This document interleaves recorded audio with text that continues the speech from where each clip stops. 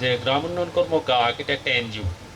এই চাঁপাইনবাবগঞ্জের এদিকে একটা প্রসিদ্ধ এনজিও আছে, আপনারা প্রয়াস নাম, প্রয়াস, গাক, এই ব্র্যাক, এরকম এনজিও বাংলাদেশে 750 আছে।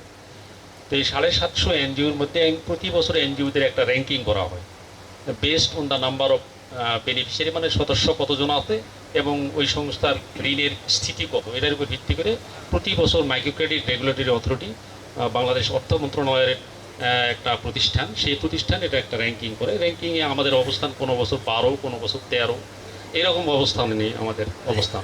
আমরা এই প্রতিষ্ঠানটি 1993 সালে ডক্টর খন্দকার আলমগীর হোসেন নামক একজন সমাজসেবক এই প্রতিষ্ঠানটি প্রতিষ্ঠা করেন। বগুড়া জেলার গাবতলী থেকে একটা যাত্রা শুরু হয় এবং বর্তমান মাননীয় প্রধানমন্ত্রী তৎকালীন, তো উনি ইয়াং ছিলেন, ওনার সঙ্গে আমাদের নির্বাহী পরিচালক মহোদয়ের একটা ভালো ঘনিষ্ঠতা ছিল। ওনার নির্দেশনায় উনি এই প্রতিষ্ঠানটা যাত্রা শুরু করেন। তো যাই হোক, হাঁটি হাঁটি পা পা করতে করতে এখন আমরা সারা দেশের 58টা জেলায় আমরা কাজ করে থাকি।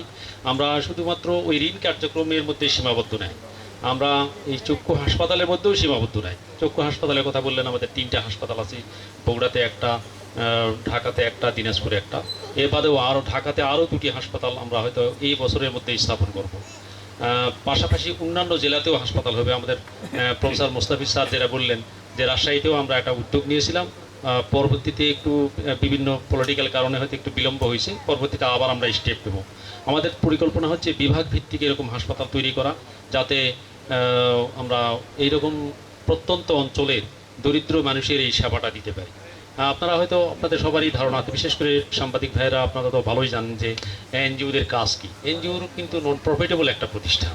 এই প্রতিষ্ঠানে সারা বছরের যে লাভ হয়, যে ঋণ কার্যক্রম করে, এই লাভের টাকাটা কিন্তু ওই এনজিওতেই থেকে যায়, কারণ নেওয়ার কোনো সুযোগ নেই।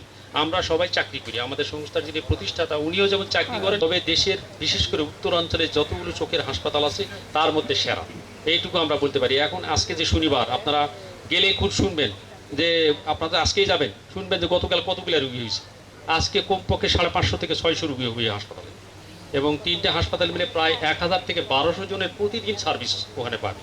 তো যাই হোক, সার্ভিস ভালো না হলে তো কেউ আসতো না, ঠিক কিনা? তো যাই হোক, আমি নিজের প্রশংসা আর করতে চাই না, প্রতিষ্ঠানের প্রশংসা করতে চাই না, আপনারা এটার মূল্যায়ন করবেন।